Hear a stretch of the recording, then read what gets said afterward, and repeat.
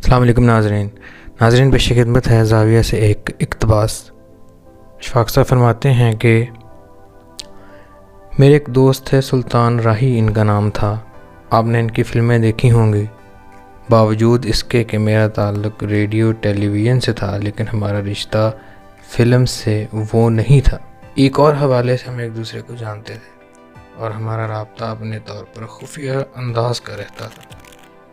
اسے اجاگر کرنے کی چندہ ضرورت نہیں تھی۔ ایک روز میرے پاس ٹی وی میں ان کا پیغام ملا کہ آپ آئیں، ایک چھوٹی سی محفل ہے، اس میں آپ کی شمولیت بڑی ضروری ہے اور آپ اسے پسند کریں گے۔ میں نے کہا بسم اللہ۔ ہمارے یہاں لاہور میں ایک علاقہ ہے نسبت روڈ، جہاں پر دیال سنگھ کالج ہے۔ اس کے عقب میں چھوٹی چھوٹی گلیاں ہیں جہاں اچھے لوگ رہتے ہیں۔ وہاں پر انہوں نے انتظام کیا تھا، بڑی اچھی ایک بیٹھک تھی اور جالی والا دروازہ۔ اس کو صاف کر کے اگر بتیاں جلا کے سلطان راہی نے بندوبست کیا تھا۔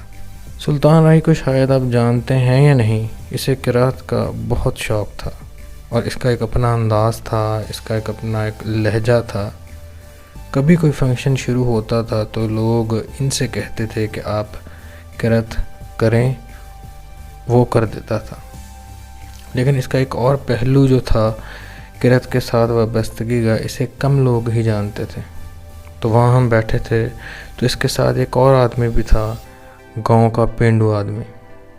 اس نے دھوتی باندھی ہوئی تھی، کندھے کے اوپر اس کے کھیس تھا۔ سادہ سا آدمی، کچھ اتنا زیادہ امپریسو بھی نہیں تھا جتنا اس کو ہونا چاہیے تھا۔ تو انہوں نے کہا ان سے ملیں، یہ بہار رفیق ہیں۔ بہار رفیق بھی اس محفل میں شامل تھا۔ ہم 10 11 15 لوگ دیوار کے ساتھ ڈھول لگا کے بیٹھ گئے۔ سلطان راہی نے کہا آپ کو اپنی کچھ قرأت سناتا ہوں۔ ہم نے کہا بسم اللہ۔ انہوں نے کہا میں سورہ مزمل پڑھوں گا۔ تو کہا سبحان اللہ، اور کیا چاہیے؟ تو سلطان راہی نے اپنے انداز میں، اپنے لہجے میں اور اپنی آواز میں سورہ مزمل کی تلاوت شروع کی،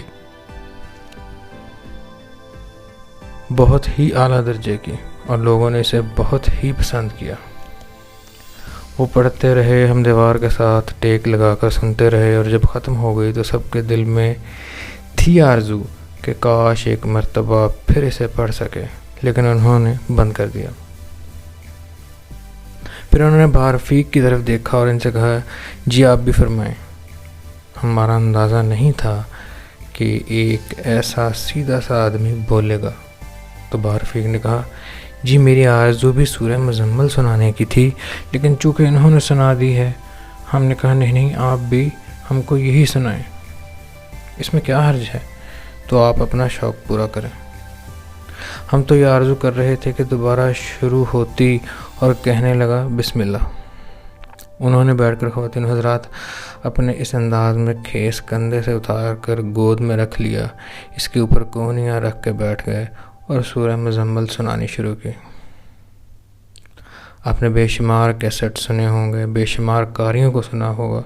انہوں نے جو سنایا اس کا اپنا ایک انداز تھا۔ جوں وہ سناتے چلے جا رہے تھے، ہم سارے آدمیوں نے جو بیٹھے تھے یہ محسوس کیا کہ اس بیٹھک میں تاریخ کا کوئی اور وقت آ گیا ہے۔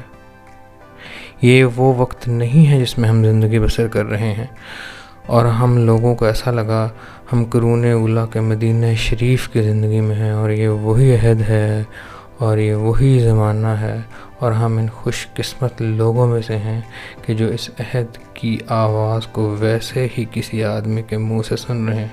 یہ سب کا تجربہ تھا، عجیب و غریب تجربہ تھا۔ ہم نے یوں محسوس کیا جیسے اس کمرے میں، بیٹھک میں عجیب طرح کی روشنی تھی۔ ہو سکتا ہے یہ ہمارا خیال ہو، لیکن اس کی کیفیت ایسی تھی کہ اس نے سب کے اوپر ایک سحر طاری کر دیا تھا۔ پھر وہ ختم ہو گئے۔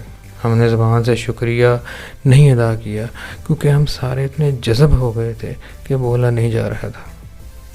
البتہ ہماری نگاہوں میں، جھکے ہوئے سروں میں اور ہماری کیفیت سے یہ صاف طور پر واضح ہوتا تھا کہ یہ جو کیفیت تھی، جو گزری تھی، یہ کچھ اور ہے۔ تو کوشش کر کے، ہمت کر کے میں نے کہا الہی صاحب ہم آپ کے بہت شکر گزار ہیں. پہلے آپ نے سورہ مزمل سنا کر پھر آپ نے اپنے دوست کو لا کر تعارف کروایا اور قرآن سنوایا. یہ کیفیت ہمارے اوپر پہلے کبھی طاری نہیں ہوئی تھی، ہم سمجھ نہیں سکے تھے. تو سلطان رحیم نے کہا باجی بات یہ ہے کہ میں سورہ مزمل جانتا ہوں اور بہت اچھی طرح جانتا ہوں، لیکن یہ شخص مزمل والے کو جانتا ہے تو اس لیے بڑا فرق ہے. تو جب آپ والی کو جانتے ہیں اور جاننے لگتے ہیں، زندگی میں خوش قسمتی سے یا اللہ سے ایسا رابطہ پیدا ہو جاتا ہے جیسا اس کا تھا، تو پھر وہ کیفیت اور طرح کی ہوتی ہے.